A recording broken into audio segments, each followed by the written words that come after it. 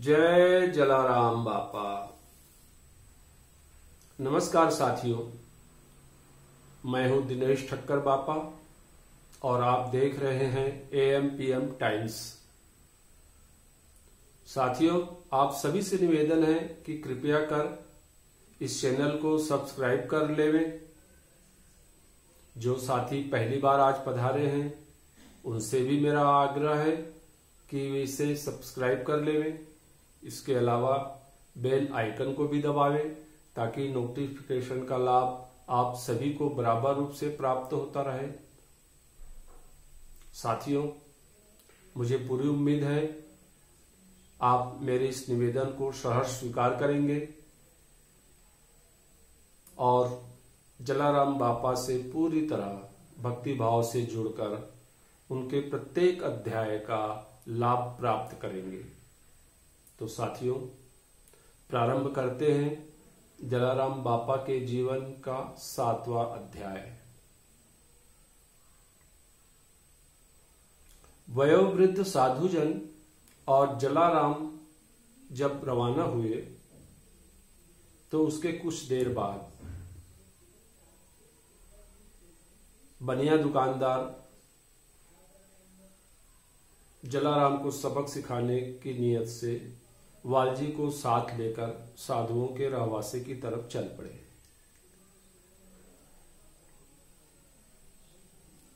थोड़ी ही दूर पहुंचे थे तो उन्होंने बुजुर्ग साधुजन और जलाराम को जाते देखकर जोर से पुकारा, अरे जला, रुक, किधर जा रहा है?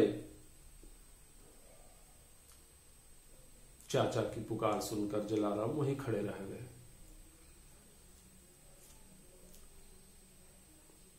साधुजन ने जलाराम से पूछा, बच्चा, कौन है ये आदमी? जलाराम ने शांत भाव से जवाब दिया, ये तो मेरे वालजी काका हैं। इन्हीं की दुकान में मैं संभालता हूं बैठकर। यह सुनकर वे भयग्रस्त हुए।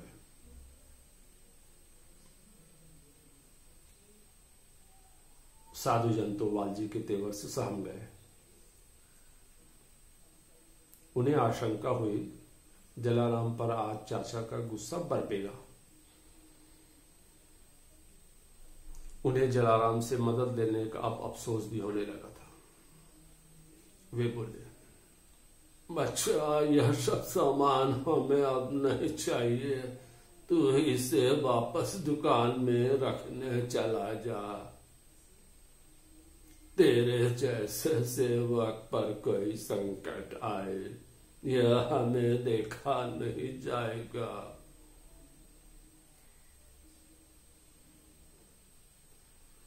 यह सुनकर जलाराम मुस्कुराया। उनकी मुस्कान तो अर्थपूर्ण थी।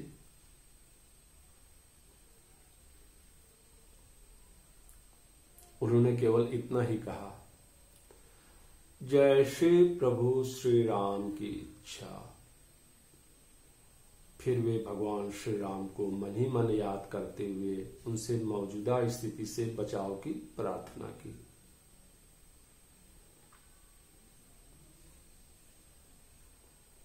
तब तक चाचा, वालजी और बनिया समीप आ गए। पास आते ही वालजी ने गुस्से से भतीजे से पूछा, जला, इस कटरी में क्या लेकर जा रहा है तू?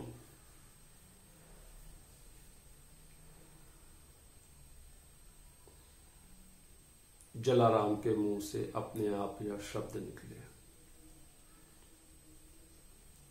काका, इसमें छेना के सिवाय और क्या हो सकता है?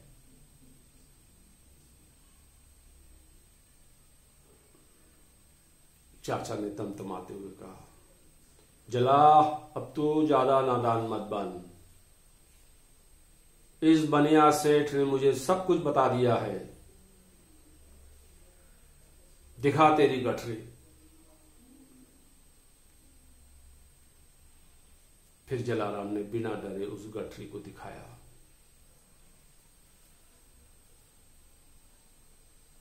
आश्चर्य की बात है, सचमुच उसमें छेना ही निकला। यह चमत्कार देखकर साधुजन सहित सभी लोग आश्चर्यचकित रह गए।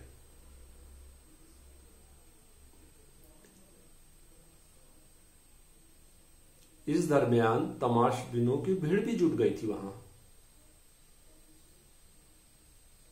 वहां उपस्थित सभी लोगों को यह दृश्य देखकर लगा, जलाराम वास्तव में एक सच्चा भक्त है।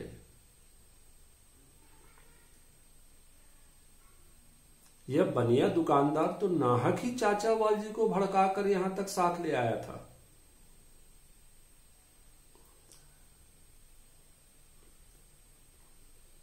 इस चमत्कार को देखकर क्षण भर के लिए उस बनिए का माथा भी चकरा गया।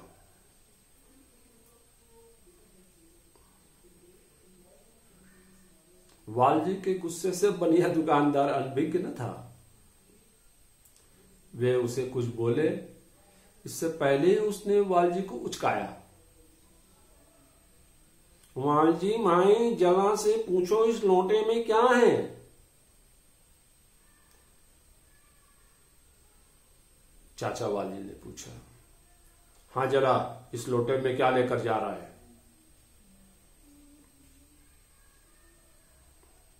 जलाराम ने मासूमियत से कहा, काका लोटे में तो पानी ही होगा ना।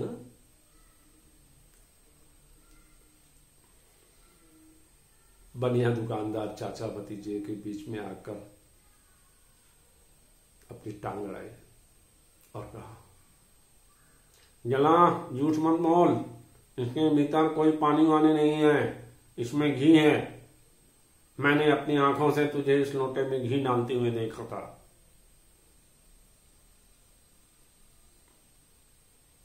सबको लगा जलाराम अब फंसे।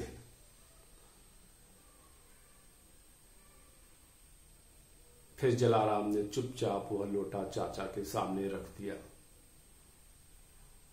देखा तो वास्तव में उसके भीतर शुद्ध पानी था। लोटा झुकाया तो पानी की धार बही। लोटे में घी के बदले पानी देखकर तो सब अचंभित रह गए। तब बनिया का चेहरा देखने लायक था। वह सन्न रह गया। काटो तो खून नहीं, उसका दांव ऐसा उल्टा पड़ेगा उसे कल्पना न थी। अपने मुंह से गुड़ के बदले छेना और घी की जगह पानी जैसे शब्द कैसे निकल पड़े, यह स्वयं जलाराम को समझ नहीं आया।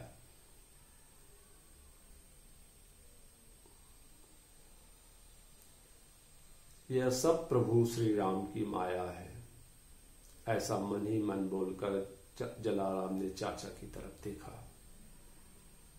चाचा को भी कुछ समझ में नहीं आया। उन्होंने भतीजे से कहा,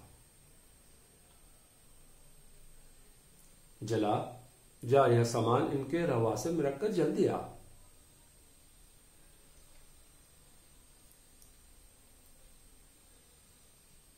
फिर जलाराम ने रहस्य भरे मुस्कान के साथ जवाब दिया, जैसी आपकी आज्ञा काका।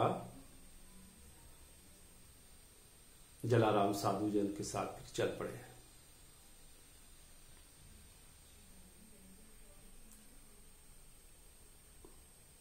साधुजनों को ऐसा लग रहा था प्रभु का सच्चा भक्त उनके साथ चल रहा है।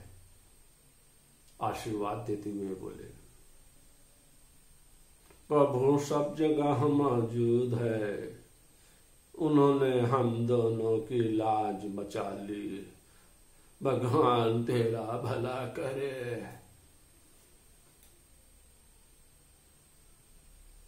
रवासा पहुंचकर जब साधुजन ने गठरी और लोटे के अंदर देखा तो उनकी आंखें फटी की फटी रह गई। जो भी सामान जलाराम की दुकान से लाया गया था वो वैसा का ही वैसा था।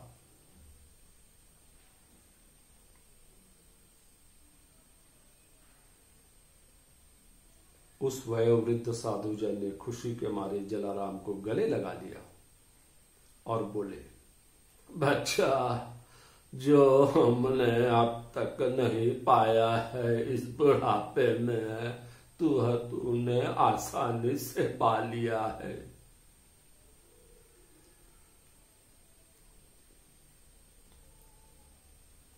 फिर सभी साधुजनों ने जलाराम को आशीर्वाद दिया। उधर बनिया दुकानदार परेशान भाव से चाचा वालजी के पीछे पीछे दुकान की तरफ जा रहा था।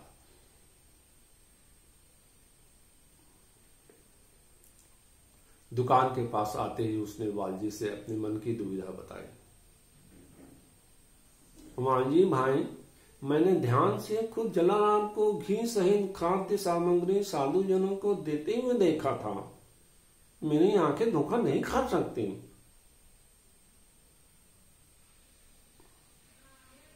चाचा वालजी ने संतोष भरे शब्दों में कहा, अरे अब तो सब कुछ छिपा हो गया है, ठीक हो गया है, स्पष्ट हो गया है, फिर क्यों परेशान हो रहा है तू?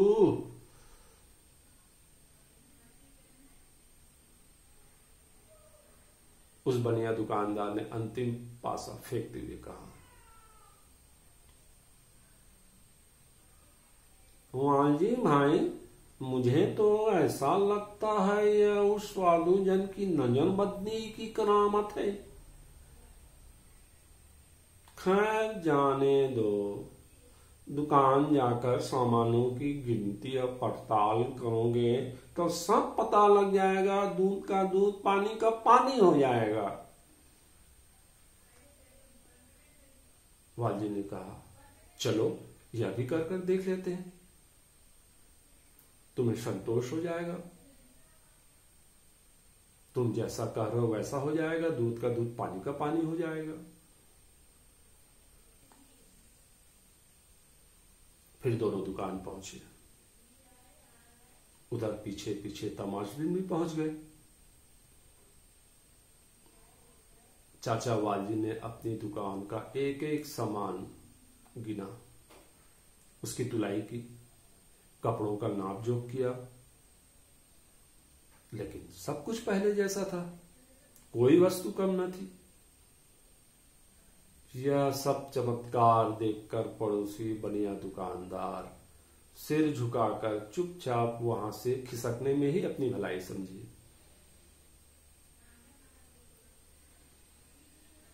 फिर उसने मन ही मन यह कसम खाई, दोबारा जलाराम के मामले में टांग नहीं अड़ाऊंगा।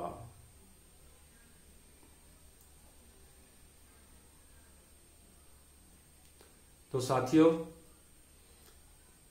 अगले अध्याय में फिर मुलाकात होगी। जय जलाराम बाबा।